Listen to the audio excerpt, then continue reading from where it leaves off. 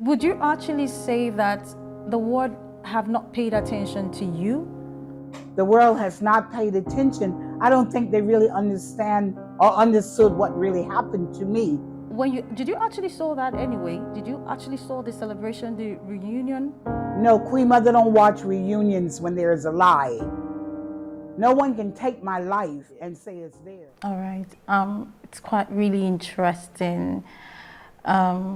It's also mind blowing to actually hear the story, and honestly, I don't know if to also say that it kind of sounds funny the way that you create your imagination and also create your imagination with God, and which also led to the fact that you felt like, okay, I think it's time for me to actually wrap it up here. But let's actually go more. Let's drift away from your calling the nun. Right now, you're no longer at the convent. Let's talk about the Queen Mother. Before I come to you as the activist, the world activist that you are, let's talk about the name Queen Mother, because I think a lot of people bear the name Queen Mother. I think that's why the story that you told on More Than Just a Mother just signifies the fact that you're not just any kind of mother, you're more than the mother, you're more than a Queen Mother. How did the name come about, the name Queen Mother? How did it come about? The name came about becoming a Queen Mother is when I wanted to find my roots, like alleging. And that means you have to sojourn to Africa. And they used to bully me as a little girl growing up. Tarzan and James is what we saw in movies as a little girl growing up. And they made ugly Africans looking like me. I would be considered in the United States a ugly child because I was blue black like Bumpy Johnson. Okay? I was blue black like certain people from the deep south. Blue black people. So you would be considered a field Negro. So as a little girl growing up, I am a field Negro to this day. But what I was able to do with that, share that with my father when the youth, when my classmate, my playmates would make me cry. And they would say, boo, boo, boo, boo, boo, boo, boo. And it's like a monkey, like an elephant in a tree.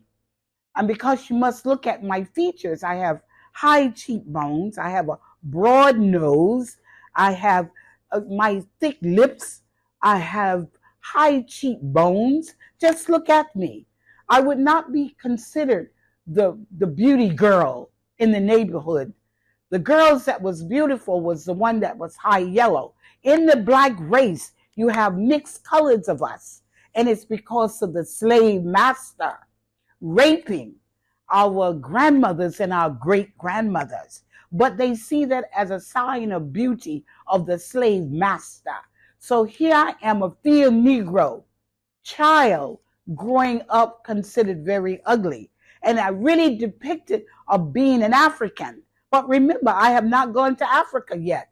Only Tarzan and Jane in the movies. And so that's the only image I have. And it was my father who turned that around when I would cry and go to him after being bullied at school or in the playground and said to my dad, why me? Why am so ugly? And my father says, no, no, no. He was a docile father. He was a loving father.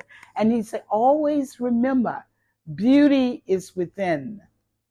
And I never forgot that you're very beautiful from within. And so with that, I relish beauty. What is beauty? Beauty is not outside, but beauty is within you. So I think that had a lot to do probably with me developing my character also as a young girl growing up in the deep south of Fort Lauderdale, Florida, which is Gator Town. And so Queen Mother went on with that as a part of my development and knowing that my father loved me dearly. It's important that family love their children and pay a lot of attention to their children. So my father gave me what I needed in growing up as a little girl. Beauty is within, and I was his special princess. I was my father, Princess, and I will never forget that.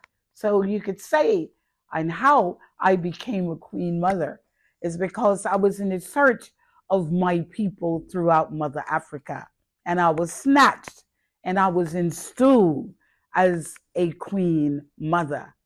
Being snatched in the first country that snatched me was Ghana, Anana, and that's what they call you. But I had to be put away and I had to accept. But I didn't like when they killed the animal for you. That had to be a bloody sacrifice must take place before they install you. That was very difficult for me. I think I cried maybe for a week or so and kept saying, no, no, don't kill the animal for me. No, no, but they had to. A sacrifice when you become installed as a nana, as a queen mother, as a queen of a kingdom. And so that happened in my life in Ghana. And then from there, as I traveled, I constantly was given installments throughout Mother Africa, all the way to Nigeria, more than once in Nigeria. And the last place is Oni, Ife, the goddess of love, is my name. But it's the Oni, a young man in his 40s who is the king. But he is the Oni. He is in charge all over the world as a young man. And I'm born October 1, which is Nigeria independence. So what an honor it has been that how Africa has embraced me, north, south, east, and west of my identity as an African daughter of Mother Africa. So I'm blessed. All right, so Queen Mother, one of the biggest controversies surrounding your life is the controversy about your alleged, the fact that you alleged that the sister art film, which was done in 1992, is your movie. You actually said that it was your story, it was your life story. And I guess so many people would wonder, don't you think it's a coincidence? And you also have been going through lawsuit charges against Disney as well as Sony Pictures over this very issue, what I say, copyright issue. And then also, I could remember in February 2019, the New York Supreme Court actually dismissed your charges against Sony Pictures and Disney on the $1 billion suit. So I really want to know, why actually do you think this is your story? Why do you actually think that this story was actually stolen from you? How did that come about? It was stolen against me because my name is Delois, and it's my image as a Black nun in the United States, which is very rare. And the body of work, the Harlem Street Nun, which was shopped around by Bertha Klausner International, about my life. And out of that shopping around, many has seen my story, and they had not bought anything, but they saw it because of shopping it around throughout the industry. All right, Queen Mother, I wanted to come in again. You said the story, you told it to Betta, and at some point she was late. So was it that the story got leaked from her? How did Disney got to take up that story? How did it got to be? What happened there is that when you shop something around as a literary agent, Bertha Klausner International is well known all over the world on Park Avenue in New York City. So she took me on as her client. So I was her client from her literary agent. Big shout out to Yellow Residence and Apartment for the support on Heart to Heart with Belia. Indeed, it's a home away from home. Do want to check Yellow Residence and Apartment. And over the years, you've been fighting for your copyright, which is the $1 billion. You have been charging. You have a lawsuit. I think it's still currently on. Would you actually say that the world have not paid attention to you? The world has not paid attention. I don't think they really understand or understood what really happened to me as being a Black woman, claiming my life as Sister Wright from the body of my work, The Harlem Street Nun. And so, yes, it happened to me. And those who knew my story and shopping it around with Bertha Klausner died as a literary agent. But thank God she sent me all of the letters and information that she shopped around in the industry.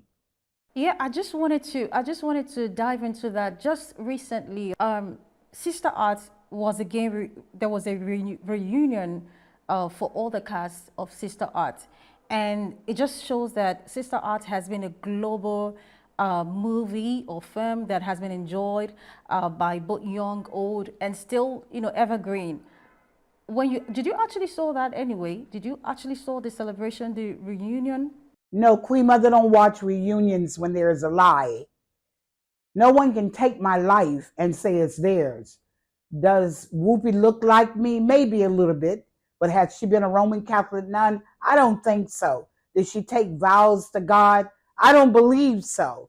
So there again is my life story that I have been robbed from and stealing. So public opinion is very important for me reclaiming my life.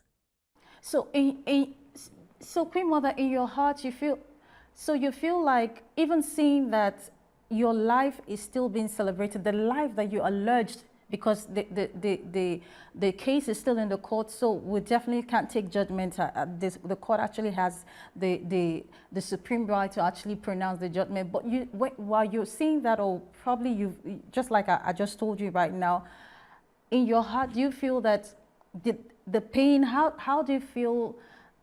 Is the pain reigniting again? The fact that you feel that something has been taken away from you. The pain has never left me from the time I realized what was done to me. Bertha Clausen, the literary agent, she passed away. But thank God that she sent me a lot of the copies of letters, which is say like a CC copy, who she shopped me around. That's what a literary agent will do for you. They will shop you around until they get a deal for you. So I thank Bertha for shopping me around and placing me in her trust. It is my body of work out of the Harlem Street Nun. I think by now I had the opportunity of meeting Whoopi more than once. And the last time was at the Apollo Theater with another piece of work that she was working on. And I gave her my book, The Harlem Street Nun. She knows that my life and her life are two separate lives. We are two separate individuals as Black women. My life has been stolen from me, and she needs to know that my life has been stolen, and she could never be me. She could never be me. And so my life has been stolen, and she cannot have my life, straight up, for the 30th or 31st anniversary of celebrating Sister Wright out of the Harlem Street Nun. All right, so Queen Mother, like I did ask you before that you feel that the world is not listening to you. You've been fighting this cause for how many years, please?